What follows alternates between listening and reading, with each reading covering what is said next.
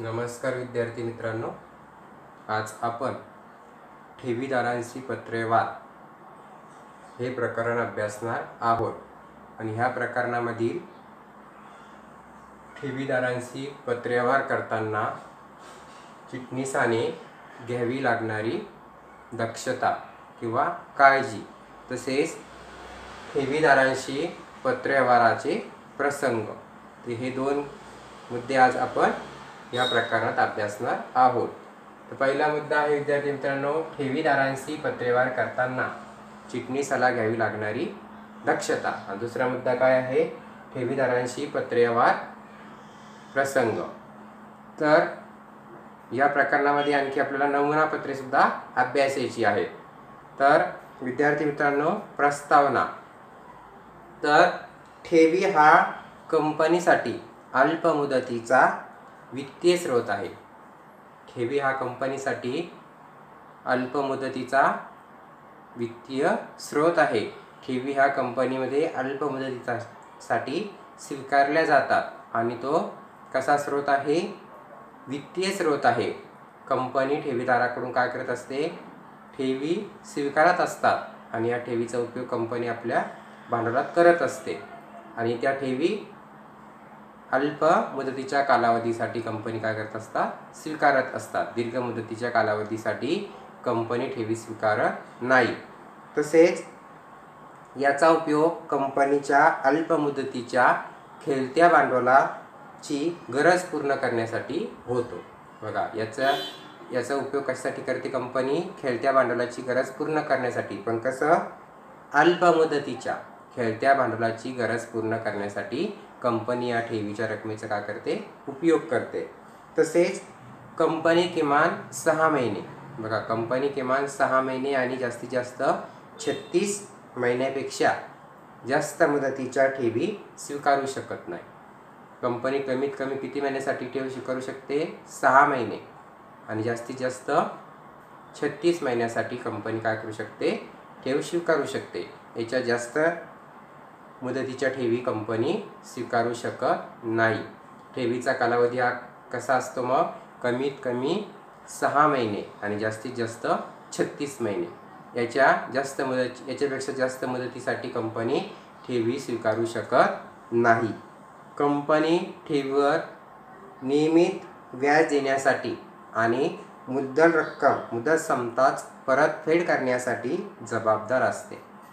Company काय, ठेवीवरील व्याज देण्यासाठी, ठेवीवर जे काय व्याज होईल ते कंपनीला परतफेड करणं काय असतं, बंधनकारक असतं. कंपनी काय असते, जबाबदार असते. तसेच मुद्दल रक्कम, ठेवीची मुद्दल रक्कम मुदत संपतात, ठेवीची जी काय मुदत असेल आणि ती जर संपली तर ती मुद्दल रक्कम परतफेड करण्यासाठी कंपनी काय असते, जबाबदार असते. तुमच्या लक्षात आलं असेल की ठेवीवरील व्याज देण्यासाठी व ठेवीची रक्कम मुदत संपताच परतफेड करण्यासाठी कंपनी काय असते, जबाबदार असते. कंपनीला ठेवीवरील व्याज आणि ठेवीची मुद्दल रक्कम मुदत संपताच देणे हे कंपनीवर काय आहे, बंधनकारक आहे. कंपनीला दोन्ही, म्हणजे ठेवीवरील व्याज रक्कम बी आणि ठेवीची मुद्दल रक्कम बी, पण कधी, मुदत संपल्यानंतर, ही परतफेड करणे कंपनीला काय आहे, बंधनकारक आहे. तसेच ठेवीदार हे कंपनीचे असुरक्षित धनको असते. ठेवीदार हे कंपनीचे कसे धनको असतात, असुरक्षित धनको असतात. सुरक्षित असतात का, नाही, असुरक्षित धनको असतात. तसेच कंपनीच्या चिटणीसाला ठेवीदार हे कसे असुरक्षित धनको असल्यामुळे ते कंपनीमध्ये काय करतात, ठेव स्वीकारतात आणि त्यांची परतफेड कंपनी काय करते, पैसे देऊन टाकते. म्हणजे कंपनीमध्ये ठेवीदार एक कसे धनको आहेत, असुरक्षित धनको आहेत. तसेच कंपनी चिटणीसाला या ठेवीदारांशी विविध कारणानिमित्त काय करावं लागतो, पत्रव्यवहार करावा लागतो आणि चिटणीस हे पत्र त्यांना लिहित असतो. जसे ठेवीदारांशी ठेव ठेवल्याबद्दल पत्र लिहित असतो. तसेच ठेवीवरील व्याज देण्याबाबत, ठेवीवरील व्याज द्यायचं असेल तर चिटणीस काय करत असतो, ठेवीदारांना पत्र लिहित असतो. तसेच ठेवीचे नूतनीकरण, ठेवीदार ठेवतात आणि ठेवीची मुदत संपली, या ठेवीची जर मुदत संपली आणि एखाद्या ठेवीदाराला जर त्या ठेवीचं परत नूतनीकरण करायचं असेल, ठेव परत कंपनीतच ठेवायची असेल, तर ठेवीचं नूतनीकरण करण्यासाठी सुद्धा कंपनीमधून चिटणीस काय करत असतो, ठेवीदाराला पत्र पाठवित असतो ठेवीचे नूतनीकरण करण्यासंदर्भात. तसेच परतफेड करणे, ठेवीची परतफेड जर करायची असेल तर कंपनी चिटणीस काय करतात, ठेवीदारांना पत्राद्वारे कळवितात ठेवीची परतफेड करण्याबाबत. लक्षात. तसेच अनेक विविध कारणानिमित्त सुद्धा ठेवीदारांशी कंपनीचा चिटणीस काय करत असतो, पत्रव्यवहार हा करत असतो. आणि तुम्हाला मी सांगितलेले जे आत्ता पत्रव्यवहार आहे, हे पत्रव्यवहार सुद्धा कंपनी चिटणीस ठेवीदारांशी करत असतो. तसेच चिटणीसाला हा पत्रव्यवहार कंपनीच्या संचालक मंडळाच्या सूचनेनुसार करावा लागतो. चिटणीस जो हा मी आता सांगितलेला जो पत्रव्यवहार आहे, तो चिटणीस मनाने पत्रव्यवहार करत नाही. कंपनीमध्ये संचालक मंडळ असतं आणि संचालक मंडळ निर्णय घेत असतं ठेवीदाराला कोणत्या कारणानिमित्त पत्र पाठवायचं, आणि संचालक मंडळाच्या सूचनेनुसार कंपनीचा चिटणीस हा संचालक मंडळाच्या सूचनेनुसार कंपनी चिटणीस काय करतो, मग ठेवीदारांना पत्र पाठवितो. संचालक मंडळाची सूचना असेल तरच चिटणीसाला हे पत्र ठेवीदारांना पाठविता येतात. आणि जर संचालक मंडळाची सूचना नसेल तर ठेवीदारांना हे पत्र पाठवता येत नाही. कंपनी चिटणीस मनाने हे पत्र पाठवू शकत नाही. तुमच्या लक्षात आलं असेल की संचालक मंडळ हे कंपनीमध्ये महत्त्वाचं मंडळ असतं आणि कंपनीच्या संचालक मंडळाच्या सूचनेनुसारच चिटणीस ठेवीदारांना विविध पत्रे पाठवित असतो. संचालक मंडळाची सूचना असेल तरच. आलं लक्षामध्ये. तसंच ठेवीदारांशी मग हा पत्रव्यवहार करत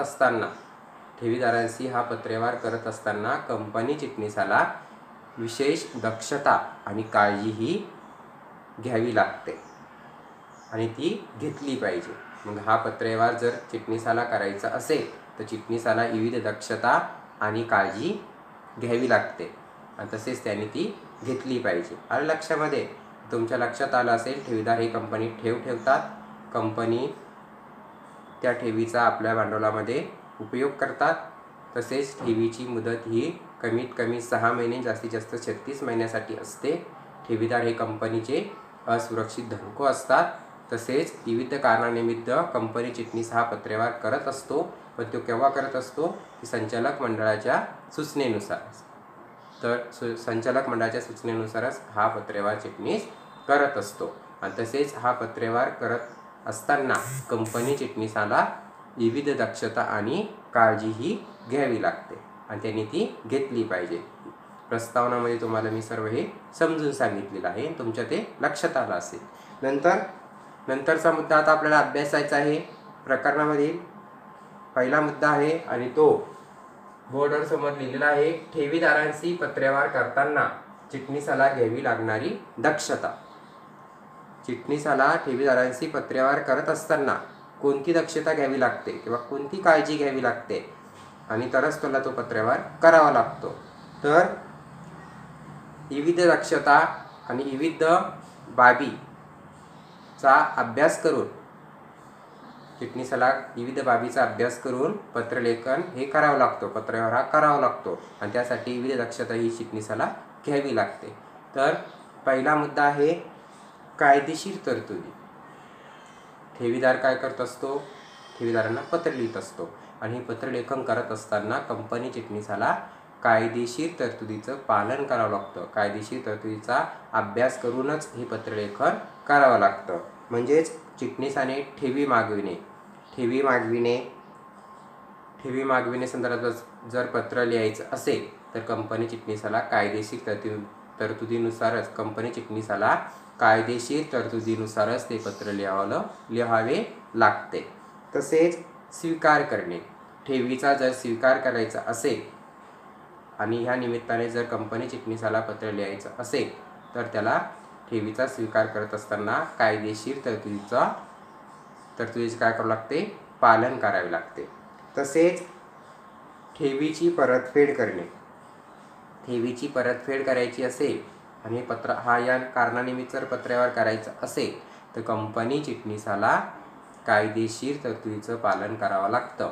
तसेच ठेवीचे नूतनीकरण, एखाद्या ठेवीदाराला जर ठेवीचे नूतनीकरण करायचे असेल आणि ह्या नूतनीकरणाविषयी जर माहिती पत्रव्यवहाराद्वारे चिटणीसाला कळवायची असेल, चिटणीस ठेवीदाराला कळवितो, तर अशा पत्रासाठी सुद्धा कंपनी चिटणीसाला कायदेशीर तरतुदीचा अभ्यास करूनच हा पत्रव्यवहार करावा लागतो. आणि तसेच हे तुम्हाला हे कारणं सांगितले पत्रव्यवहाराचे, या संबंधित असलेल्या कायदेशीर तरतुदीचे पालन कंपनीने यथायोग्य केले असल्याची खात्री केली पाहिजे. आणि तसेच चिटणीसाने या कायदेशीर तरतुदीचा आपण वापर केला की नाही याची खात्री कंपनी चिटणीसाने केली पाहिजे. नंतर 2 मुद्दा आहे सौजन्य. पत्रलेखन करत असताना चिटणीसाने सौजन्य या मुद्द्याकडे विशेष लक्ष दिले पाहिजे. सौजन्याची भाषा त्या पत्रामध्ये असली पाहिजे. जर सौजन्याची भाषा पत्रात नसेल तर कंपनीचा नावलौकिक खराब होण्यास काय होते, बाधा येते. म्हणून कंपनी चिटणीसाने सौजन्याची भाषा ह्या विविध कारणानिमित्त जे पत्रव्यवहार करतो त्या पत्रामध्ये असली पाहिजे. म्हणजे ठेवीदाराशी पत्रव्यवहार करत असताना चिटणीसाने असभ्य आणि अयोग्य शब्दाचा वापर होणार नाही याची दक्षता घेतली पाहिजे.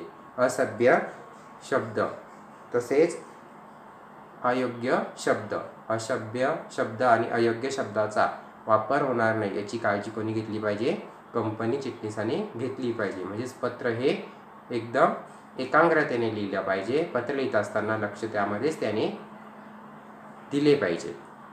तसेच सौजन्यपूर्वक चिटणीसाने पत्रलेखन केले पाहिजे.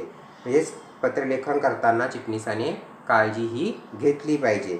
म्हणजे पत्रव्यवहार हा कसा केला पाहिजे, मग असभ्य आणि अयोग्य शब्दाचा वापर टाळला पाहिजे. म्हणजेच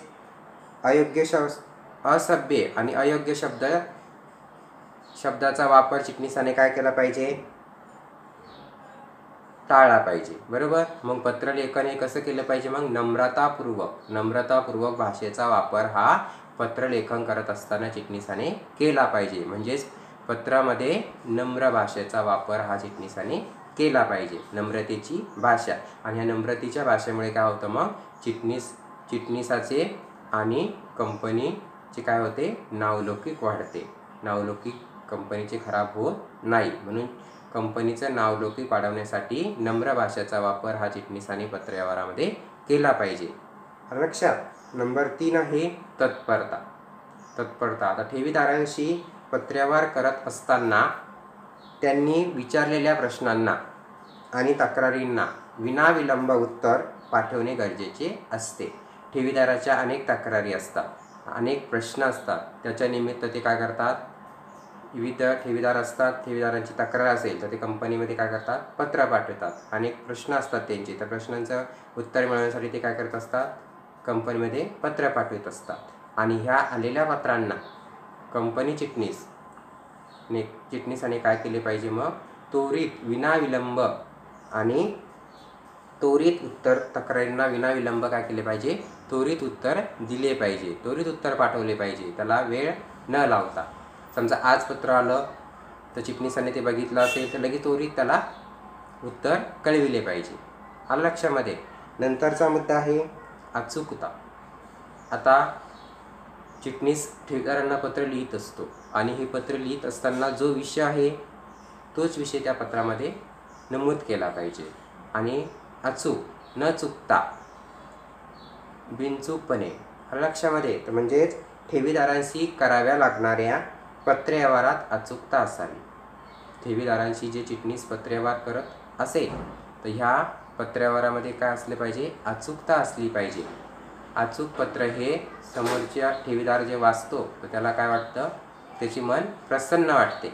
अचूक पत्र आहे, बिनचूक पत्र आहे आणि अचूक भाषेचा वापर पत्रामध्ये चिटणीसाने केला पाहिजे. अचूकपणे पत्रलेखन ही चिटणीसाने केले पाहिजे. तसेच वस्तुस्थितीची अचूक माहिती पत्रात असावी.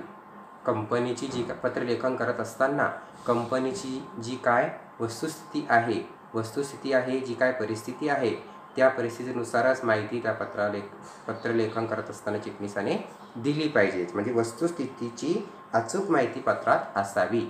जशी जशी वस्तुस्थिती आहे, खरी माहिती आहे, तीच अचूक माहिती आहे, तशीच पत्रामध्ये चिटणीसाने दिली पाहिजे. चुकीची माहिती ह्या पत्रामध्ये चिटणीसाने देऊ नये. लक्षात, म्हणजेच अचूक माहिती ही चिटणीसाने पत्रामध्ये देणे आवश्यक आहे. ती पण वस्तुस्थितीला धरून आपण माहिती देतो की नाही याच्याकडे चिटणीसाने एकाग्रतेने लक्ष दिले पाहिजे. नंतरचा मुद्दा आहे नावलौकिक. तर नावलौकिक, कंपनीसाठी नावलौकिक हा महत्त्वाचा मुद्दा असतो. चिटणीसासाठी पण हा महत्त्वाचा मुद्दा असतो. चिटणीस विविध कारणानिमित्त ठेवीदाराला पत्रलेखन करत असतो, पत्र हे पाठवित असतो आणि ठेवीदाराच्या मनामध्ये कंपनीची प्रतिमा कायम राहील अशा प्रकारचा पत्रव्यवहार त्यांच्याबरोबर राहील याची दक्षता चिटणीसाने घेतली पाहिजे. कंपनीची प्रतिमा, पत्रव्यवहार करत असताना कंपनीची प्रतिमा ही डोळ्यासमोर ठेवून चिटणीसाने पत्रलेखन केले पाहिजे. कंपनीची प्रतिमा आपल्या पत्रलेखनामुळे खराब होणार नाही याची दक्षता कोणी घेतली पाहिजे? कंपनी चिटणीसाने घेतली पाहिजे. म्हणजेच पत्रलेखन करताना त्यांनी ही दक्षता घेतलीच पाहिजे, काळजी घेतलीच पाहिजे की आपल्या कंपनीची प्रतिमा खराब होणार नाही. लक्षात. नंतर त्यामुळे कंपनीचा नावलौकिक वाढण्यास काय होते? मदत होते. जर चांगल्या भाषेचा वापर पत्रात केला लक्षात, तर कंपनीची काय होते? नावलौकिक वाढवण्यास कंपनीला मदत होते. नावलौकिक कंपनीचे वाढते. म्हणून चिटणीसाने चांगल्या आपल्या डोळ्यासमोर कंपनीची प्रतिमा ठेवूनच पत्रलेखन हे केले पाहिजे, पत्रव्यवहार हा केला पाहिजे. नंतरचा मुद्दा आहे तुम्ही दृष्टिकोन. पत्रव्यवहार करत असताना कोणता दृष्टिकोन चिटणीसाने डोळ्यासमोर ठेवला पाहिजे? तुम्ही दृष्टिकोन. म्हणजेच काय? ठेवीदाराशी पत्रव्यवहार करत असताना त्यांच्या गरजा, ठेवीदारांशी पत्रव्यवहार चिटणीसाला करावा लागतो, तर ठेवीदारांच्या काय गरजा आहेत, काय अपेक्षा आहेत, तसेच आणखी काय गोष्टी त्यांना हव्या आहेत इत्यादी बाबत चिटणीसाने हा नेहमी विचार केला पाहिजे. इत्यादी बाबी त्याने विचारात घेतल्या पाहिजे आणि ह्या बाबी विचारात घेऊन चिटणीसाने ठेवीदाराशी पत्रव्यवहार केला पाहिजे. तुम्ही दृष्टिकोन म्हणजेच काय त्यांना अपेक्षा आहे, त्यांना काय गरजेचं आहे, ह्या बाबी त्यांनी विचारात घेतल्या पाहिजे आणि ह्या बाबीचा विचार करूनच कंपनी चिटणीसाने काय केले पाहिजे? पत्रलेखन केले पाहिजे. म्हणजे पत्रव्यवहार हा केला पाहिजे. तुम्ही दृष्टिकोन, त्यामध्ये हे मुद्दे येतात. त्यांची अपेक्षा काय आहे, त्यांच्या गरजा काय आहेत, ह्या बाबींचा किंवा इतर काय गोष्टी त्यांना हव्या आहेत, या बाबींचा विचार करूनच चिटणीसाने पत्रव्यवहार केला पाहिजे. पत्रव्यवहार करत असताना चिटणीसाने हा तुम्ही दृष्टिकोन याची ही दक्षता चिटणीसाने घेतली पाहिजे. नंतरचा मुद्दा आहे विद्यार्थी मित्रांनो संक्षिप्तता. आता पत्रलेखन चिटणीस करत असतो आणि हे पत्र कसं असलं पाहिजे? मग संक्षिप्त भाषेत असलं पाहिजे. संक्षिप्त म्हणजेच काय? एकदम अत्यंत मोजक्या शब्दामध्ये हे पत्र असलं पाहिजे. आता मोजके शब्द, पत्रलेखन जेवढं करायचं असेल तेवढे शब्दाचा वापर चिटणीसाला करावाच लागतो, पण होताना होईल कसं? एकदम कमी शब्दामध्ये पत्रलेखन चिटणीसाने केले पाहिजे. म्हणजे ठेवीदाराशी पत्रव्यवहार हा अत्यंत मोजक्या शब्दात असावा. खूपच पत्र मोठं लिहिलं असेल तर ठेवीदाराला ते वाचण्यास कंटाळा येईल. लक्षात.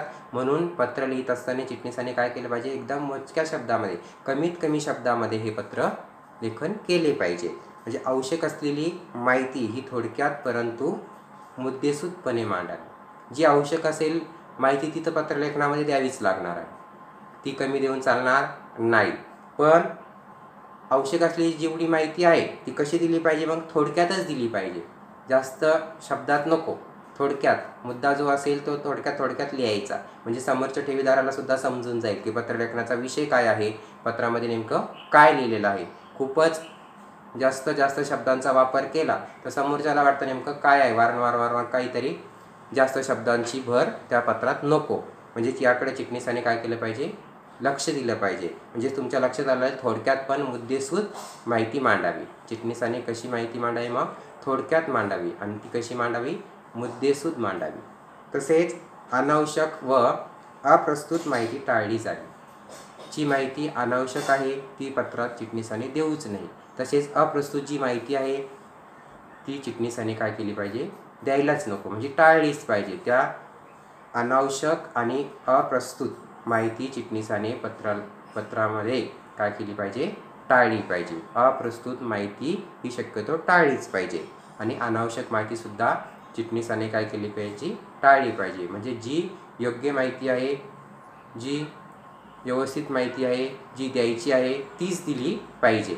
अनावश्यक माहितीचा वापर चिटणीसाने पत्रलेखन करताना टाळला पाहिजे. आलं लक्षात. नंतरचा मुद्दा आहे गोपनीयता. आता चिटणीस हा ठेवीदारांना पत्रलेखन करत असतो. तुमच्या लक्षात आलं असेल किंवा तुम्हाला माहीत पण आहे की चिटणीस हा कंपनीमधला महत्त्वाचा अधिकारी असतो. चिटणीसाला कंपनीविषयी सर्व माहिती असते. तो गोपनीय माहितीचा काय असतो, परिरक्षक असतो.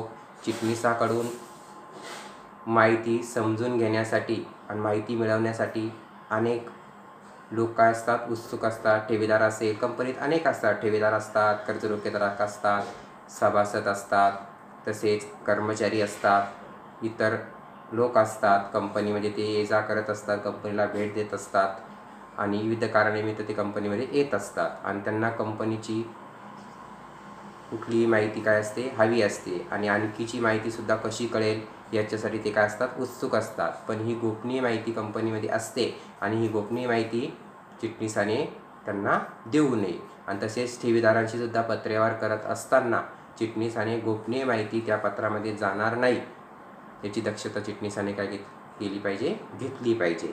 म्हणजे चिटणीसाने ठेवीदारांबरोबर पत्रव्यवहार करत असताना गोपनीयतेचे पालन केले पाहिजे. चिटणीसाने ठेवीदारांशी पत्रव्यवहार करत असताना कशाचे पालन केले पाहिजे, गोपनीयतेचे पालन केले पाहिजे. म्हणजेच जी माहिती द्यायची पत्रव्यवहारामध्ये तीच त्याने दिली पाहिजे, पत्रलेखन केले पाहिजे. गोपनीय माहिती पत्रात जाणार नाही याची दक्षता चिटणीसाने घेतली पाहिजे. आता यानंतरचा मुद्दा आहे ठेवीदारांशी पत्रव्यवहाराचे प्रसंग. आता ठेवीदाराशी पत्रव्यवहार करत असताना चिटणीसाने कोणकोणत्या प्रसंगी चिटणीसाला पत्रव्यवहार हा करावा लागतो. आता चिटणीस संचालक मंडळाने ठेवीबाबत घेतलेले विविध निर्णय ठेवीदारांना कळवितो. संचालक मंडळ जे काय निर्णय घेत असतात ते चिटणीस काय करत असतो, पत्राद्वारे ठेवीदारांना कळवित असतो आणि चिटणीसाला ठेवीदारांशी विविध प्रसंगी पत्रव्यवहार हा करावा लागतो आणि ते प्रसंग काय आहेत, पुढील प्रमाणे आहेत. आता पहिला प्रसंग आहे कंपनीमध्ये ठेव ठेवल्याबद्दलचे आभार मानणारे पत्र. आता ठेवीदार काय करत असतो, कंपनीमध्ये ठेव ठेवत असतो आणि आता ठेवीदाराने ठेव ठेवल्याबद्दल कंपनीचा चिटणीस काय करत असतो, मग ठेवीदाराला पत्रलेखन करत असतो. आणि पत्र म्हणजेच काय, ठेवी आमच्या कंपनीमध्ये ठेव ठेवल्याबद्दल आभार मानणारे पत्र. तर ठेवीदारांकडून ठेव रक्कम प्राप्त झाल्यानंतर कंपनीच्या चिटणीसाने ठेवीदाराला त्याने ठेव ठेवल्याबद्दल आभार व्यक्त करणारे पत्र पाठवले पाहिजे. ठेवीदारांनी ठेव कंपनीमध्ये ठेवली आणि ती ठेव रक्कम कंपनीला प्राप्त झाली तर लगेच चिटणीसाने ठेवीदाराला कोणतं पत्र लिहिलं पाहिजे, ठेवीदारांचे आभार मानणारे पत्र. तुम्ही आमच्या कंपनीमध्ये काय केली, ठेव ठेवली, ती रक्कम आम्हाला प्राप्त झाली, तुम्ही ठेव ठेवल्याबद्दल आम्ही काय आहे, आभारी आहोत. कंपनीवर तुम्ही काय केलेत, उपकार केलेत, काय असेल ते. अशी म्हणजेच आभार मानणारे पत्र हे चिटणीसाने काय केले पाहिजे, पाठवले पाहिजेत. म्हणजेच थोडक्यात कंपनीला ती रक्कम मिळतेच आणि कंपनीला ती जी भांडवलाची काय होते, गरज भागली जाते. म्हणजे ठेवीदारा हे कंपनीला काय करतात, ठेव पुरवतात, ठेव रक्कम पुरवितात आणि कंपनीचे चिटणीस यांनी काय केले पाहिजे, मग ठेवीदाराला आभार मानणारे पत्र हे लिहिले पाहिजे. या पत्रामध्ये ठेवीची रक्कम, तारीख ठेवीचा कालावधी इत्यादी तपशिलाचा उल्लेख असावा. आणि या पत्रामध्ये ठेवीची रक्कम असेल, तारीख असेल, ठेवीचा कालावधी असेल, याचा काय असावा? उल्लेख असावा. आणि या पत्रासोबत ठेवीदारांना ठेव पावती पाठविली जाते. या पत्रासोबत ठेवीदारांना काय केली जाते? ठेव पावती पाठविली जाते की तुम्ही एवढ्या रकमेची काय केली? ठेव ठेवली. ती पावतीसुद्धा या पत्राबरोबर काय केली जाते? पाठविली जाते. आणि जी ठेव ठेवल्याबद्दलचा पुरावा म्हणून ग्राह्य धरण्यात येते. ही पावती काय केली जाते? ठेव ठेवल्याबद्दल पुरावा म्हणून ग्राह्य धरली जाते. आणि ही पावती ठेव ठेवल्यानंतर 21 दिवसाच्या आत पाठवावी लागते. ठेवीदाराने ठेव ठेवल्यानंतर ही पावती किती दिवसाच्या आत पाठवावी लागते? 21 दिवसाच्या आत पाठवावी लागते. आलं लक्षामध्ये? नंतरचा प्रसंग आहे ठेवीवरील व्याज दिल्याबाबतचे पत्र. तर ठेवीवरील व्याज दिल्याबाबतचं पत्र हे चिटणीसाला कोणाला पाठवावं लागते? ठेवीदाराला पाठवावं लागते. ठेव ही कर्जाऊ भांडवल आहे. ठेव हे कसं भांडवल आहे? कर्जाऊ भांडवल आहे. ठेवीची रक्कम ही कंपनीला परतफेड करावी लागते. फक्त घेतलेल्या रकमेचा काय करते? कंपनी उपयोग करून घेते. आणि कधी मुदत संपल्यानंतर ह्या ठेवीची परतफेड ही कंपनीला करावीच लागते. म्हणजेच हे कसं आहे? ठेव ही कशी भांडवल आहे? कर्जाऊ भांडवल आहे. ठेवीदाराला त्याने ठेवीच्या स्वरूपात केलेल्या गुंतवणुकीवर व्याजाच्या स्वरूपात मोबदला मिळतो. ठेवीदाराने जे कंपनीमध्ये जी काय ठेव रक्कम गुंतवणूक केलेली आहे आणि त्या ठेवीवर त्याला व्याजाच्या स्वरूपात काय मिळते? उत्पन्न मिळत असते, मोबदला मिळत असतो. आणि जेव्हा ठेवीदाराला त्याच्या ठेवीवरील व्याज देय असते त्यावेळी कंपनी ठेवीवरील व्याज देण्याचे पत्र पाठविते. व्याज देय असते, ठेवीवरील व्याज जेव्हा देय असते त्यावेळी कंपनी ठेवीवरील व्याज देण्याबाबतची काय करते? पत्र पाठविते. आणि या पत्रामध्ये काय असते मग माहिती? ठेव रक्कम असते, व्याजाचा दर असतो, तसेच व्याजाची एकूण रक्कम वजा TDS आणि निव्वळ देय रकमेचा उल्लेख या पत्रामध्ये केलेला असतो.